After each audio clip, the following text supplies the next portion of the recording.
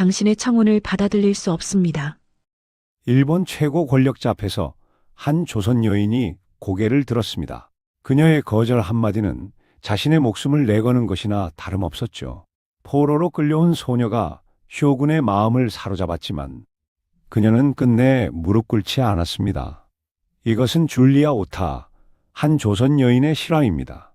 오늘의 사연, 시작하기 전 구독과 좋아요 눌러주시고 어디서 듣고 계신지 알려주시면 따뜻한 마음을 담아 그곳에 좋은 일만 가득하시기를 응원하겠습니다.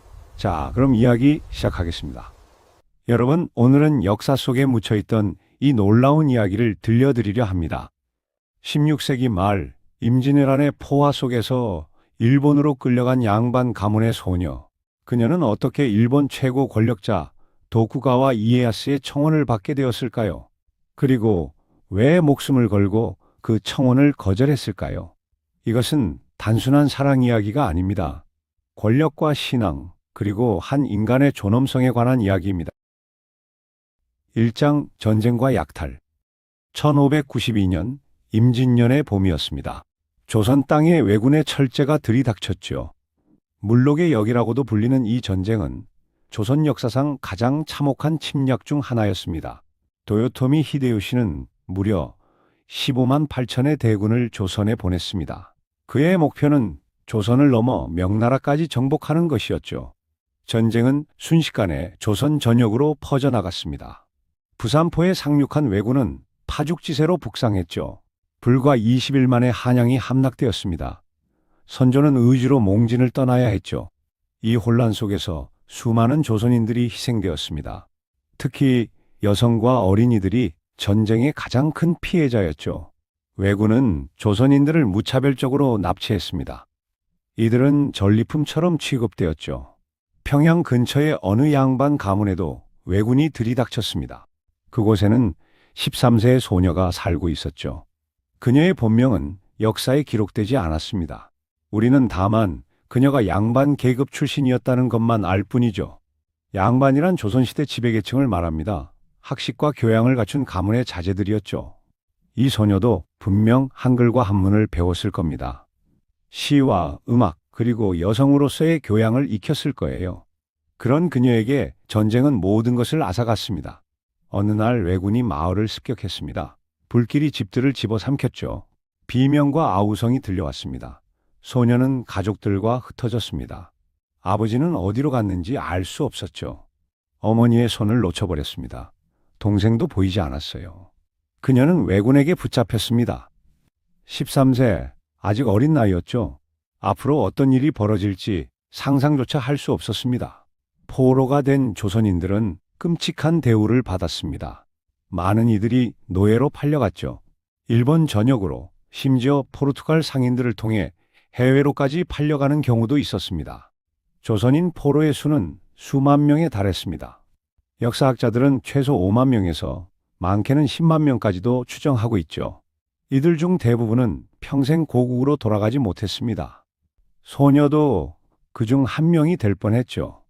하지만 그녀에게는 특별한 운명이 기다리고 있었습니다. 2장 고니시 유키나가와의 만남. 소녀를 구한 사람은 고니시 유키나가였습니다. 고니시 유키나가는 도요토미 히데요시의 주요 장수 중 한 명이었죠. 그는 특별한 인물이었습니다. 무엇보다 그는 독실한 기독교 신자였거든요. 당시 일본에서 기독교는 새로운 종교였습니다. 1549년 프란치스코 하비에르가 일본에 처음 전파한 이래 기독교는 빠르게 퍼져나갔죠. 특히 규슈 지방의 다이묘들 사이에서 인기가 높았습니다. 고니시 유키나가도 그중 한 명이었죠. 그의 세례명은 아우구스티노였습니다. 그는 단순히 이름만 기독교인이 아니었습니다. 진정으로 신앙을 실천하려 노력했죠. 전쟁 중에도 기독교 윤리를 지키려 애썼습니다. 무분별한 사륙을 막으려 했죠. 포로들을 인도적으로 대우하려 했습니다. 평양 전투 후 고니시는 많은 조선인 포로들을 거두었습니다. 그 중에 13세의 소녀도 있었죠. 고니시는 소녀의 출신을 알아차렸습니다. 그녀의 말씨와 태도에서 양반 가문 출신임이 드러났거든요. 고니시는 소녀를 자신의 저택으로 데려갔습니다. 노예로 만들기 위해서가 아니었죠. 그는 소녀를 양녀로 삼기로 결정했습니다. 고니 씨의 부인도 독실한 기독교인이었습니다. 그녀는 소녀를 딸처럼 돌보았죠. 이름을 물었을 때 소녀는 대답하지 못했습니다. 혹은 없다라고 대답했다는 설도 있죠. 조선말로 없다는 없다입니다. 일본인들은 이를 오타로 들었습니다. 그래서 그녀는 오타라고 불리게 되었죠. 고니시 부부는 소녀에게 기독교를 가르쳤습니다. 처음에는 낯설었을 겁니다. 조선에서는 유교가 지배적인 사상이었거든요. 불교도 있었지만 양반 가문에서는 유교를 중시했습니다. 기독교는 완전히 새로운 세계였죠. 하지만 소녀는 열린 마음으로 받아들였습니다. 고국을 잃고 가족을 잃은 그녀에게 기독교는 위로가 되었을 겁니다.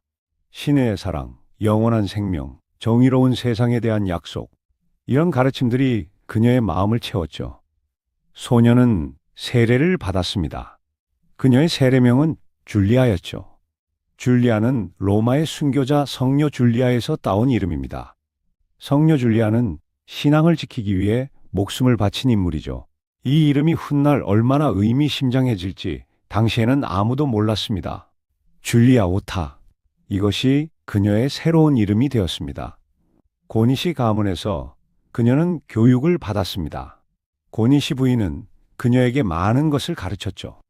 특히 약초와 의학 지식을 전수했습니다. 고니시 가문은 원래 약재상 출신이었거든요. 유키나가의 아버지는 사카이의 부유한 상인이었습니다. 약재 무역으로 큰 부를 쌓았죠. 그래서 집안에는 약초에 관한 지식이 풍부했습니다. 줄리아는 이런 지식들을 흡수했습니다. 그녀는 총명했죠. 배우는 것을 좋아했습니다. 일본어도 빠르게 익혔습니다. 한자를 알았기에 일본 문자를 배우는 것도 어렵지 않았죠. 시간이 흐르면서 줄리아는 고니시 가문의 중요한 일원이 되었습니다. 그녀의 아름다움도 점점 두드러졌죠. 그리고 그녀의 신앙은 더욱 깊어졌습니다. 매일 기도하고 성경을 읽었습니다. 미사에 참석했죠. 다른 신자들과 교류했습니다. 기독교는 그녀의 정체성이 되었습니다. 고국을 잃었지만 신앙 안에서 새로운 가족을 찾았죠. 3장 기독교와 일본. 줄리아가 성장하던 시기, 일본의 기독교는 전성기를 맞이하고 있었습니다. 1549년 프란치스코 하비에르가 가고시마에 상륙한 이후 기독교는 빠르게 퍼져나갔습니다. 특히 규슈 지방에서 큰 성공을 거두었습니다. 오무라, 아리마, 오토모 같은 다이묘들이 개종했죠. 이들은 자신의 영지 내에서 기독교 선교를 적극 지원했습니다. 왜 일본의 지배층들이 기독교의 매력을 느꼈을까요? 여러 이유가 있었습니다. 첫째, 포르투갈과의 무역이었습니다. 포르투갈 상인들은 조총과 화약을 가져왔죠. 전국시대 일본에서 조총은 전쟁의 판도를 바꾸는 무기였습니다. 포르투갈 상인들은 기독교 신자인 다이묘를 선호했습니다. 그래서 무역을 위해 개종하는 다이묘도 있었습니다. 둘째, 기독교의 가르침 자체가 매력적이었습니다. 만인의 평등, 사랑과 자비, 영원한 생명. 이런 개념들은 당시 일본 사회의 새로운 충격이었죠. 셋째, 선교사들이 제공하는 서양 문물도 매력적이었습니다. 의학, 천문학, 인쇄술 등 새로운 지식들이 유입되었죠. 1580년대에는 일본에 약 15만 명의 기독교 신자가 있었다고 합니다. 교회도 200개가 넘었죠. 선교사들은 학교를 세웠습니다. 병원도 만들었죠. 인쇄소를 운영하며 책을 펴냈습니다. 심지어 일본 청년들을 유럽에 파견하기도 했습니다. 1582년 텐쇼 경구 사절단이 그것입니다. 4명의 일본 청년이 로마 교황을 아련하러 갔죠. 이것은 일본 역사상 전무후무한 사건이었습니다. 하지만 이런 번영이 영원할 수는 없었습니다. 일본을 통일한 도요토미 히데요시는 점차 기독교를 경계하기 시작했죠. 1587년 히데요시는 첫 번째 금교령을 내렸습니다. 선교사들을 추방하라는 명령이었죠. 왜 히데요시는 태도를 바꾸었을까요? 여러 이유가 있었습니다. 첫째, 기독교가 일본의 전통 종교와 충돌했습니다. 기독교인들은 불교 사찰을 파괴하고 신사를 불태우기도 했습니다. 이것은 일본 사회에 큰 마찰을 일으켰습니다. 둘째, 기독교인들의 충성심이 의심스러웠습니다. 그들은 천황보다 신을 우위에 두었죠. 쇼군보다 교황의 권위를 인정하는 듯 보였습니다. 이것은 통치자에게 위협으로 느껴졌습니다. 셋째, 노예무역 문제가 있었습니다. 일부 포르투갈 상인들이 일본인을 노예로 팔아넘기는 일이 있었죠. 히데요시는 이것을 발견하고 분노했습니다. 넷째, 스페인의 야욕을 경계했습니다. 스페인은 필리핀을 정복했습니다. 그들이 일본도 정복하려 한다는 소문이 돌았습니다. 이런 이유들로 히데요시는 기독교를 억압하기 시작했습니다. 하지만 처음에는 그렇게 가혹하지는 않았죠. 금교령이 있었지만 완전히 집행되지는 않았습니다. 선교사들도 여전히 일본에 남아 있었죠. 기독교 다이묘들도 여전히 신앙을 유지했습니다. 고니시 유키나가도 그중 한 명이었습니다. 그는 히데요시의 중요한 장수였지만 기독교 신앙을 버리지 않았습니다. 이것이 훗날 그의 운명을 결정짓게 되죠. 줄리아는 이런 불안한 시대에 성장했습니다. 기독교가 박해받는 시대. 하지만 동시에 여전히 많은 신자들이 있던 시대였죠. 그녀의 신앙은 이런 환경 속에서 더욱 견고해졌습니다. 사장 세키가하라, 전투와 운명의 전환. 1598년 도요토미 히데요시가 죽었습니다. 일본은 다시 혼란에 빠졌죠. 후계자인 히데요리는 아직 어린아이였습니다. 권력 공백이 생겼죠. 히데요시는 5명의 대로를 지정해 히데요리를 보좌하게 했습니다. 그중 한 명이 도쿠가와 이에야스였죠. 이에야스는 가장 강력한 다이묘였습니다. 그는 간토 지방을 지배했습니다. 에도, 지금의 도쿄를 본거지로 삼았습니다. 그의 군사력과 경제력은 막강했습니다. 하지만 다른 다이묘들은 이에야스를 경계했습니다. 특히 이시다 미츠나리가 그랬죠. 미츠나리는 히데요시에게 충성했던 관료였습니다. 그는 이에야스가 권력을 독점하려 한다고 의심했습니다. 미츠나리는 반이에야스 동맹을 만들었습니다. 서군이라고 불렸죠. 고니시 유키나가도 서군에 가담했습니다. 그는 미츠나리와 가까웠습니다. 무엇보다 그는 도요토미 가문에 충성했습니다. 이에야스는 동군을 이끌었습니다. 자신을 지지하는 다이묘들을 모았죠. 일본은 두 진영으로 나뉘었습니다. 1600년 10월 21일 운명의 날이 왔습니다. 세키가하라에서 두 군대가 맞붙었죠. 세키가하라는 일본 중부의 작은 마을이었습니다.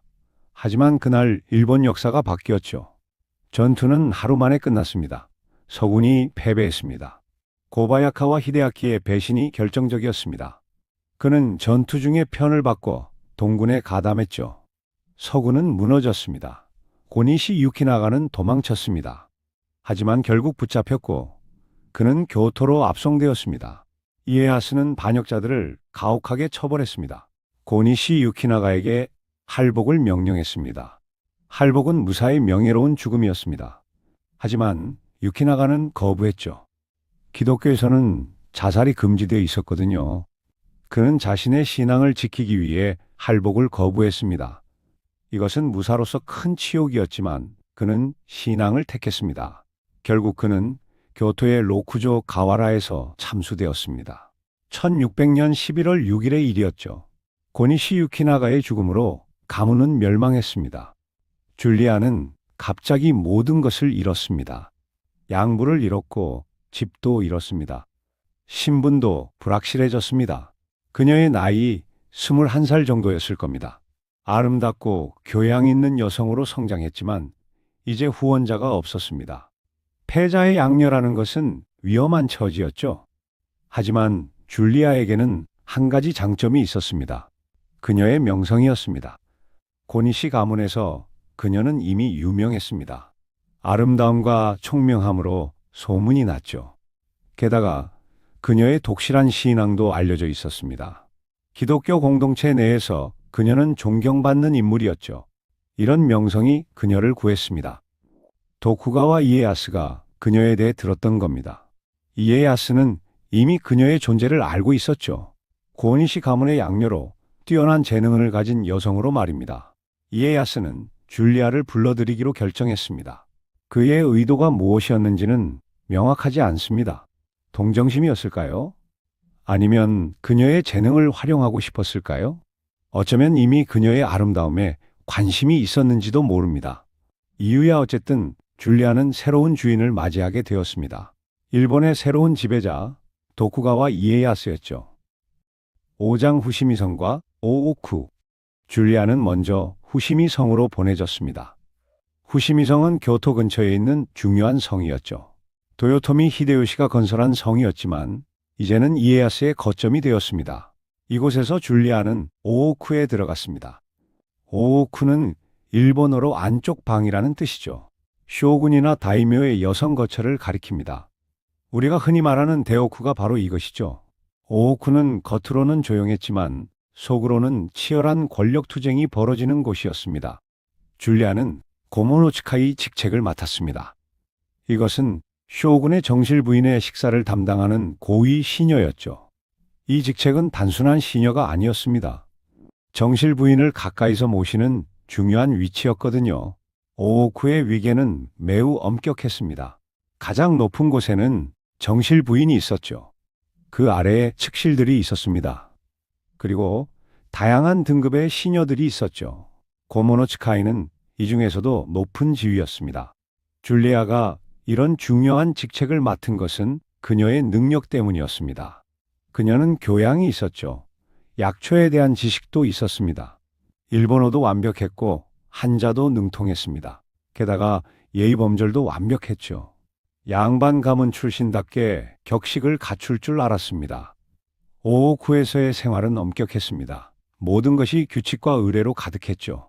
아침에 일어나는 시간부터 정해져 있었습니다. 옷차림, 말투, 걸음걸이까지 모두 규정이 있었죠. 하지만 줄리아는 적응했습니다. 그녀는 총명했고 배우는 것을 좋아했거든요. 그리고 무엇보다 그녀에게는 신앙이 있었습니다. 낮에는 충실히 자신의 임무를 수행했습니다. 정실 부인을 정성껏 모셨죠. 하지만 밤이 되면 그녀는 다른 사람이 되었습니다. 자신만의 방에서 그녀는 기도했습니다. 성경을 읽었죠. 로자리오를 손에 쥐고 묵상했습니다. 이것은 매우 위험한 행동이었습니다. 오오쿠는 쇼군의 사적인 공간이었고 외부와 철저히 격리되어 있었지만 그래도 감시의 눈은 있었거든요. 하지만 줄리아는 조심스럽게 자신의 신앙을 지켰습니다. 그리고 놀라운 일이 일어났습니다. 다른 시녀들이 그녀에게 관심을 보이기 시작한 겁니다. 그들은 줄리아가 밤에 무엇을 하는지 궁금해했죠. 줄리아는 그들에게 기독교에 대해 이야기했습니다. 처음에는 조심스럽게 한 두 사람에게만요. 하지만 점차 더 많은 사람들이 관심을 보였죠. 줄리아의 이야기는 매력적이었습니다. 그녀는 신의 사랑에 대해 말했죠. 영원한 생명에 대해 말했습니다. 모든 사람이 평등하다는 것, 신 앞에서는 쇼군도 시녀도 같다는 것을 말했죠. 이것은 오오쿠의 여성들에게 큰 위로가 되었습니다. 그들은 엄격한 위계 속에서 살았거든요. 항상 신분과 지위를 의식해야 했죠. 하지만 기독교는 다른 세계를 보여주었습니다. 일부 여성들은 줄리아에게 세례를 받고 싶다고 했습니다. 물론 공개적으로는 할 수 없었죠. 하지만 은밀하게 밤에 몇몇 사람들은 세례를 받았습니다. 줄리아는 오오쿠에 작은 기독교 공동체를 만들어가고 있었던 겁니다. 이것은 매우 대담한 일이었습니다. 발각되면 심각한 처벌을 받을 수 있었거든요. 하지만 줄리아는 멈추지 않았습니다. 그녀에게 신앙은 목숨보다 중요했으니까요. 6장 도쿠가와 이에야스 천하인의 눈길. 도쿠가와 이에야스는 그 시기 일본 최고의 권력자였습니다. 세키가하라 전투에서 승리한 후 그의 권력은 확고해졌죠. 1603년 그는 정식으로 쇼군에 임명되었습니다. 에도 막부의 시작이었죠. 이에야스는 당시 61세였습니다. 평생을 전쟁터에서 보낸 노련한 무장이었죠. 그는 젊은 시절 인질 생활을 했습니다. 오다 노부나가와 동맹을 맺었죠. 도요토미 히데요시에게 신하로 복종했습니다. 하지만 끝내는 천하를 손에 넣었죠. 그의 인생은 인내와 기다림의 연속이었습니다. 울지 않는 두견새는 울 때까지 기다리겠다는 것이 그의 철학이었죠. 이에야스는 여성에 대한 관심도 많았습니다. 그에게는 많은 측실이 있었죠. 역사 기록에 따르면 최소 19명의 측실이 있었다고 합니다. 그리고 11명의 아들과 5명의 딸을 두었죠. 이것은 당시 권력자들에게는 흔한 일이었습니다. 많은 자식을 두는 것은 권력의 상징이었거든요. 게다가 정치적으로도 필요했습니다. 아들들은 각지의 다이묘로 보내져 도쿠가와 가문의 세력을 확장했죠. 딸들은 유력한 다이묘 가문에 시집 보내져 동맹을 강화했습니다. 이에야스는 나이가 들면서도 여전히 정력적이었습니다. 60대가 되어서도 새로운 측실을 들였죠. 그 중에는 젊은 여성들도 많았습니다. 이에야스는 후시미 성에서 줄리아를 보았을 겁니다. 아마도 공식적인 자리에서였을 거예요. 정실 부인의 식사를 준비하는 과정에서 줄리아를 보았겠죠. 이에야스는 그녀에게 강한 인상을 받았습니다. 우선 그녀의 외모가 뛰어났죠. 조선인 특유의 백옥 같은 피부에 단아한 이목구비. 게다가 그녀는 교양이 있었습니다. 말하는 태도가 품이 있었죠. 움직이는 모습이 우아했습니다. 이에야스는 그녀에 대해 더 알고 싶어졌습니다. 줄리아의 배경을 조사했죠. 조선의 양반 가문 출신, 전쟁 포로였다가 고니시 가문의 양녀가 됨, 독실한 기독교 신자, 약초와 의학에 대한 지식이 있음. 이 모든 정보가 이에야스의 관심을 더욱 자극했습니다. 이에야스는 줄리아를 더 가까이서 보고 싶었습니다. 1605년 이에야스는 중대한 결정을 내렸습니다. 쇼군 자리를 아들 히데타다에게 물려준 겁니다. 그리고 자신은 오고쇼, 즉 대여소가 되었죠. 명목상으로는 은퇴했지만 실권은 여전히 그가 쥐고 있었습니다. 이에야스는 스루가 지방의 스하마성으로 거처를 옮겼습니다. 나중에는 순푸성, 지금의 시즈오카로 갔죠. 그리고 그는 줄리아도 함께 데려갔습니다. 이것은 명확한 신호였습니다. 이에야스가 줄리아에게 특별한 관심이 있다는 것을 의미했죠. 순푸성에서 줄리아의 지위는 더욱 높아졌습니다. 그녀는 이제 1등 관녀, 즉 최고의 시녀가 되었죠. 이것은 측실이 되기 바로 전 단계였습니다. 많은 사람들이 줄리아가 곧 이에야스의 측실이 될 것이라고 생각했죠. 이에야스도 분명 그런 의도가 있었을 겁니다. 그는 줄리아에게 호의를 보였습니다. 선물을 주었죠. 좋은 방을 배정해 주었습니다. 특별한 대우를 했습니다. 그리고 아마도 직접적으로 자신의 뜻을 전했을 겁니다. 나의 측실이 되어라. 이것은 보통 여성에게는 거부할 수 없는 제안이었습니다. 쇼군의 측실이 된다는 것은 엄청난 영광이었거든요. 가문이 영광스러워지고 자신도 권력을 얻게 됩니다. 만약 아들을 낳으면 더욱 좋았죠. 그 아들이 다이묘가 될 수 있었으니까요. 하지만 줄리아는 달랐습니다. 그녀에게는 측실이 되는 것보다 더 중요한 것이 있었죠. 바로 신앙이었습니다. 7장 신앙과 정절. 줄리아는 딜레마에 빠졌습니다. 한편으로는 일본 최고 권력자의 호의가 있었죠. 거부하면 어떤 결과가 올지 알 수 없었습니다. 하지만 다른 한편으로는 자신의 신앙이 있었습니다. 기독교는 혼전 순결을 강조했죠. 결혼은 일부 일처제여야 한다고 가르쳤습니다. 측실 제도는 기독교의 가르침과 정면으로 충돌했습니다. 게다가 이에야스에게는 이미 많은 측실이 있었죠. 줄리아가 측실이 된다는 것은 그들 중 하나가 된다는 의미였습니다. 이것은 간음이나 마찬가지였죠. 줄리아에게는 받아들일 수 없는 일이었습니다. 그녀는 기독교인으로서의 정체성을 지키고 싶었습니다. 고니시 유키나가가 신앙을 위해 목숨을 바친 것을 기억했죠. 그는 할복을 거부하고 참수를 택했습니다. 신앙의 원칙을 지키기 위해서였죠. 줄리아도 같은 길을 가야 한다고 생각했습니다. 하지만 어떻게 거부할 것인가? 이에야스에게 직접 아니오라고 말할 수는 없었습니다. 그것은 극도로 무례한 행동이었거든요. 쇼군의 명령을 거역하는 것은 반역과 다름없었죠. 줄리아는 신중하게 접근했습니다. 그녀는 이에야스에게 자신이 기독교 신자라는 것을 강조했습니다. 기독교의 가르침에 따르면 측실이 될 수 없다고 설명했죠. 자신은 신에게 정절을 바쳤다고 말했습니다. 이에야스는 처음에는 이해하려 했습니다. 그는 기독교에 대해 잘 알고 있었거든요. 고니시 유키나가와 함께 일했고 많은 기독교 다이묘들을 알고 있었죠. 심지어 초기에는 기독교에 우호적이기도 했습니다. 무역을 위해서였죠. 하지만 이에야스는 줄리아를 포기할 생각이 없었습니다. 그는 설득하려 했죠. 종교와 현실은 별개가 아니냐. 신앙은 마음속에 간직하면 되지 않느냐. 겉으로만 따르면 되지 않겠느냐. 이것은 당시 많은 기독교인들이 선택한 길이었습니다. 표면적으로는 일본의 관습을 따르고 내면적으로만 신앙을 지키는 거죠. 이른바 타협이었습니다. 하지만 줄리아는 타협하지 않았습니다.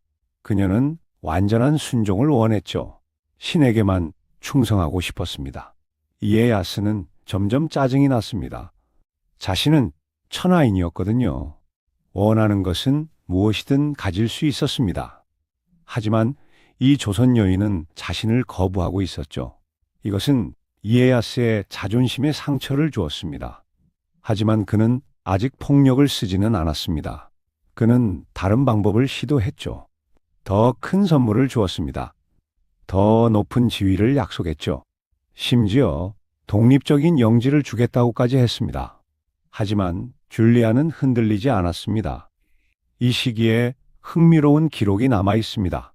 1611년 스페인 사절단이 순푸성을 방문했죠. 세바스티안 비스카이노라는 사람이 이끄는 사절단이었습니다. 그들은 이에야스와 회견했죠. 그런데 그 자리에 줄리아가 있었다는 겁니다. 비스카이노는 자신의 보고서에 줄리아를 언급했습니다. 순푸성에서 고려 출신의 독실한 기독교 여신자를 만났다.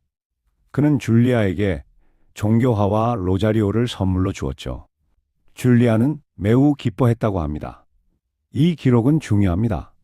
1611년이면 줄리아가 순푸성에 온 지 몇 년이 지난 시점이죠. 그리고 그녀는 여전히 공개적으로 기독교 신앙을 유지하고 있었습니다. 이에야스의 곁에 있으면서도 말이죠. 이것은 당시로서는 대단히 용감한 일이었습니다. 이미 기독교에 대한 탄압이 시작되고 있었거든요. 팔짱 금교령과 박해의 시작, 1600년대 초반, 일본의 기독교는 위기를 맞이하고 있었습니다. 이에야스의 태도가 변하고 있었거든요. 초기에 이에야스는 기독교에 비교적 관대했습니다. 무역을 위해서였죠. 스페인과 포르투갈 상인들과의 관계를 유지하고 싶었습니다.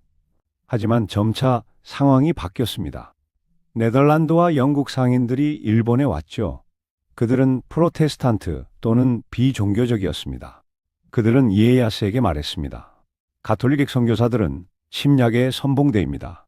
그들은 먼저 선교를 하고 그 다음 군대가 옵니다. 필리핀을 보십시오. 멕시코를 보십시오. 모두 같은 패턴입니다. 이에야스는 이 말을 진지하게 받아들였습니다. 그는 스페인의 야심을 의심하기 시작했죠. 게다가 국내 정치적 이유도 있었습니다. 기독교는 다른 충성심을 요구했거든요.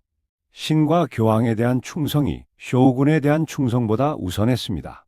이것은 봉건 체제의 위협이었죠. 1612년 이에야스는 결정적인 조치를 취했습니다. 기독교 금교령을 발표한 겁니다. 이것은 히데요시의 금교령보다 훨씬 강력했습니다. 교회를 폐쇄하라고 명령했죠. 선교사들을 추방하라고 했습니다. 일본인 기독교인들은 배교하라고 강요했죠. 거부하면 처벌하겠다고 했습니다. 처음에는 추방이나 재산 몰수 정도였습니다. 하지만 점차 가혹해졌죠. 투옥, 고문, 처형까지 이어졌습니다. 1613년에는 더욱 강화된 명령이 내려왔습니다. 모든 기독교인의 명단을 작성하라고 했죠. 절에 가서 불교 신자 증명서를 받아오라고 했습니다. 이른바 슈모나라탐의 종문계 제도의 시작이었죠. 이 시기에 많은 기독교인들이 배교했습니다. 목숨이 달린 문제였거든요. 가족을 지켜야 했습니다. 생계를 유지해야 했죠. 그래서 표면적으로 불교도가 되었습니다. 하지만 비밀리에 신앙을 유지하는 사람들도 있었죠. 이른바 가쿠레 키리스탄, 숨은 기독교인들입니다. 그리고 공개적으로 신앙을 지킨 사람들도 있었습니다. 줄리아가 그중 한 명이었죠. 줄리아의 상황은 더욱 복잡했습니다. 그녀는 순푸성에 있었거든요. 이에야스의 바로 곁에 있었습니다. 금교령을 내린 장본인의 집에 있었던 거죠. 이에야스는 줄리아에게 특별한 제안을 했습니다. 신앙을 버리면 모든 것을 용서하겠다. 측실이 되지 않아도 좋다. 그냥 오오쿠에 남아 있어도 된다. 하지만 기독교만은 버려라. 이것은 일종의 거래였습니다. 이에야스는 줄리아를 아직 포기하지 않았던 거죠. 어쩌면 그는 진정으로 줄리아를 아꼈을지도 모릅니다. 그래서 그녀에게 기회를 주고 싶었던 거죠. 하지만 줄리아는 거부했습니다. 저는 기독교인입니다. 신앙은 저의 생명입니다. 목숨을 빼앗아갈 수는 있어도 신앙은 빼앗아갈 수 없습니다. 이것은 이에야스를 분노하게 만들었습니다. 그는 더 이상 참을 수 없었죠. 자신의 호의를 계속 거절당했습니다. 자신의 명령도 무시당했죠. 이것은 권위에 대한 도전이었습니다. 이에야스는 마지막 카드를 꺼내 들었습니다. 협박이었죠. 네가 배교하지 않으면 다른 기독교인들을 처벌하겠다. 너와 함께 일하는 시녀들을 처벌하겠다. 그들의 얼굴에 낙인을 찍고 섬으로 유배 보내겠다. 그리고 너도 유배 보내겠다. 이것은 끔찍한 협박이었습니다. 줄리아는 오오쿠에서 다른 시녀들에게 기독교를 전파했거든요. 몇몇은 그녀의 영향으로 개종했습니다.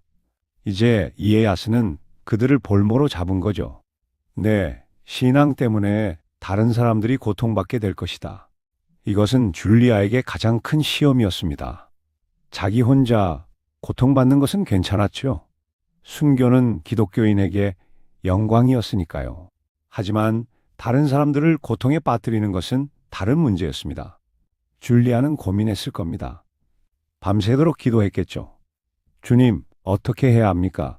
제 신앙을 지키는 것이 옳습니까? 아니면 다른 사람들을 구하기 위해 거짓으로라도 배교해야 합니까?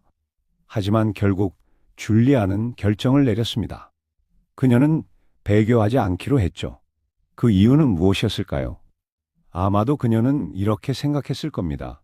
진정한 신앙인이라면 고난을 견뎌야 한다. 내가 배교하면 다른 사람들에게 나쁜 본보기가 된다. 내가 굴복하면 그들도 쉽게 굴복할 것이다. 하지만 내가 끝까지 버티면 그들에게 용기를 줄 것이다. 줄리아는 이에야스에게 마지막 대답을 했습니다. 저는 배교할 수 없습니다. 저와 함께 일하는 사람들도 각자 선택할 것입니다.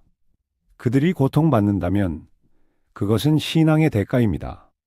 우리는 기꺼이 그 대가를 치를 것입니다. 이에야스는 더 이상 할 말이 없었습니다. 그는 명령을 내렸죠. 줄리아 오타하를 체포하라. 그녀와 함께 일한 기독교인 시녀들도 체포하라. 모두 유배형에 처한다. 1612년 말 또는 1613년 초의 일이었습니다. 줄리아의 순프 성생활은 끝났죠. 이제 그녀의 진정한 시련이 시작되는 겁니다. 9장 이즈 제도로의 유배, 첫 번째 시련. 줄리아와 다른 기독교인 여성들은 체포되었습니다. 그들은 순프성에서 끌려 나왔죠. 오오쿠에서 화려한 생활을 하던 여성들이 갑자기 죄인이 되었습니다. 이에야스는 약속대로 가혹한 처벌을 내렸습니다. 일부 여성들의 얼굴에 낙인을 찍었죠. 이마에 십자가 모양을 불로 지졌습니다. 이것은 평생 지울 수 없는 표시였죠. 기독교인이라는 것을 누구나 알 수 있게 하는 표시였습니다. 그리고 그들을 섬으로 유배 보냈습니다. 목적지는 이즈 제도였죠. 이즈 제도는 일본 본토에서 남쪽으로 떨어진 화산섬들입니다. 도쿄에서 약 100-200km 떨어진 곳이죠.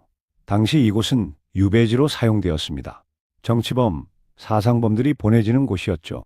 살인이나 강도 같은 흉악범은 보내지 않았습니다. 주로 막부의 정책에 반대한 사람들이 갔죠. 줄리아가 처음 보내진 곳은 이즈 오시마, 즉 이즈 대섬이었습니다. 오시마는 이즈 제도에서 가장 큰 섬이죠. 하지만 그때도 인구가 많지 않았습니다. 어촌과 화산이 있는 황량한 섬이었습니다. 줄리아는 배를 타고 오시마로 갔습니다. 아마도 다른 유배자들과 함께였을 겁니다. 바다는 거칠었을 거예요. 작은 배에서 멀미를 했겠죠. 섬에 도착했을 때 줄리아가 본 것은 무엇이었을까요? 화산재로 덮인 땅, 소박한 어촌 마을, 거친 바다, 그리고 무엇보다 고독이었습니다. 이제 그녀는 철저히 고립되었죠. 순프성의 화려한 생활은 끝났습니다. 고급 음식도 아름다운 옷도 편안한 침대도 없었죠. 그녀에게 주어진 것은 작은 오두막뿐이었습니다. 식량은 최소한만 제공되었죠. 스스로 생계를 유지해야 했습니다. 하지만 줄리아는 좌절하지 않았습니다. 그녀는 이것을 신앙의 시험으로 받아들였죠. 주님께서 저를 시험하시는 것이다. 이것을 견뎌내면 더 강해질 것이다. 줄리아는 섬에서 자신만의 일과를 만들었습니다. 아침에 일어나면 기도했죠. 성경을 읽었습니다. 그녀는 성경책을 가지고 왔거든요. 아마도 몰래 숨겨왔을 겁니다. 로자리오도 가지고 있었죠. 낮에는 생계를 위해 일했습니다. 섬 사람들을 도왔죠. 그녀의 약초 지식이 도움이 되었습니다. 아픈 사람들을 치료해 주었죠. 상처를 소독하고 약초를 다려 주었습니다. 섬 사람들은 처음에는 경계했습니다. 유배자를 환영할 리 없었죠. 하지만 줄리아의 친절함에 점차 마음을 열었습니다. 그녀는 누구에게나 친절했거든요. 병든 사람을 돌보았습니다. 어린아이들을 돌봤죠. 노인들을 공경했습니다. 섬 사람들은 묻기 시작했습니다. 당신은 왜 유배되었소? 줄리아는 솔직하게 대답했습니다. 저는 기독교인입니다. 신앙을 버리지 않아서 여기 왔습니다. 일부 사람들은 궁금해했죠. 기독교가 뭐요? 왜 그것 때문에 이런 고생을 하오? 줄리아는 그들에게 기독교에 대해 이야기했습니다. 강요하지 않았죠. 그저 물어보는 사람들에게 대답했습니다. 그녀의 이야기는 설득력이 있었습니다. 왜냐하면 그녀가 직접 그것을 살고 있었거든요. 고난 속에서도 평화로웠습니다. 가난 속에서도 기쁨이 있었죠. 유배 생활 속에서도 희망을 잃지 않았습니다. 섬 사람들 중 일부는 감동받았습니다. 몇몇은 기독교에 관심을 가지게 되었죠. 하지만 줄리아는 오시마에 오래 머물지 못했습니다. 약 한 달 후 새로운 명령이 내려왔죠. 줄리아를 더 먼 섬으로 보내라는 명령이었습니다. 왜 그랬을까요? 아마도 막부는 줄리아가 오시마에서도 선교 활동을 한다는 보고를 받았을 겁니다. 그래서 그녀를 더 고립시키기로 한 거죠. 줄리아는 다시 배에 실렸습니다. 이번 목적지는 니지마, 즉 새 섬이었습니다. 니지마는 오시마보다 더 작고 외진 섬이었죠. 10장 니지마에서의 만남과 고즈시마로의 마지막 이동. 니지마는 오시마보다 더 황량했습니다. 인구도 더 적었죠. 대부분 어부들이었습니다. 줄리아는 여기서도 같은 생활을 시작했습니다. 기도하고 일하고 사람들을 돕고. 하지만 니지마에서 놀라운 일이 일어났습니다. 줄리아는 여기서 옛 동료들을 만났죠. 순푸성에서 함께 일했던 시녀들이었습니다. 그들도 기독교인이라는 이유로 유배되었던 겁니다. 이것은 줄리아에게 큰 위로가 되었습니다. 그녀는 혼자가 아니었죠. 같은 신앙을 가진 동료들이 있었습니다. 그들은 함께 기도했습니다. 함께 성경을 읽었죠. 함께 찬송가를 불렀습니다. 물론 조용히 은밀하게요. 막부의 감시가 있었거든요. 하지만 그들은 포기하지 않았습니다. 니지마에서 그들은 일종의 수도원 생활을 시작했습니다. 정식 수도원은 아니었지만 그와 비슷한 공동체를 만든 거죠. 하지만 이런 소식도 다시 막부에 전해졌습니다. 막부는 분노했죠. 저 여자는 어디를 가든 선교를 한다. 그래서 또다시 이배 명령이 내려왔습니다. 이번에는 고즈시마, 즉 신섬이었습니다. 고즈시마는 이즈 제도에서 가장 멀고 외진 섬 중 하나였죠. 1613년 줄리아는 마지막 유배지 고즈시마에 도착했습니다. 고즈시마는 본토에서 약 180km나 떨어진 섬이었죠. 화산섬이었습니다. 텐조산이라는 활화산이 섬 중앙에 우뚝 솟아 있었죠. 섬은 거칠고 황량했습니다. 인구는 더욱 적었습니다. 당시에 아마 몇백 명 정도였을 겁니다. 대부분 가난한 어부들이었죠. 막부는 이곳이 줄리아의 마지막 유배지가 되기를 바랐습니다. 여기서는 아무도 그녀의 말을 듣지 않을 거라고 생각했죠. 하지만 막부는 줄리아를 과소평가했습니다. 줄리아는 고즈시마에서도 포기하지 않았거든요. 그녀는 섬에서 가장 가난한 사람들을 찾아갔습니다. 병든 노인들을 돌봤죠. 버려진 아이들을 보살폈습니다. 정신병으로 고생하는 사람들을 위로했죠. 그녀의 약초 지식이 또다시 큰 도움이 되었습니다. 섬 사람들은 점차 줄리아를 신뢰하기 시작했습니다. 그들은 그녀를 오타님이라고 불렀죠. 존경의 표시였습니다. 1619년 예수의 연보에 로드리게스 지랑 신부가 줄리아에 대해 보고했습니다. 고즈시마의 한국 출신 여성 줄리아는 놀라운 신앙의 모범을 보이고 있다. 그녀는 3번이나 유배를 당했지만 매번 더 열심히 신앙을 실천한다. 이 기록은 줄리아의 이야기가 다른 기독교인들에게 큰 격려가 되었다는 것을 보여줍니다. 11장 이에야스의 마지막과 줄리아의 탈출. 1616년 도쿠가와 이에야스가 죽었습니다. 그의 나이 75세였죠. 그는 천하를 통일하고 에도 막부를 세웠습니다. 250년 이상 지속될 도쿠가와 시대의 기초를 다졌죠. 하지만 그에게도 하나의 실패가 있었습니다. 줄리아 오타를 얻지 못한 것이죠.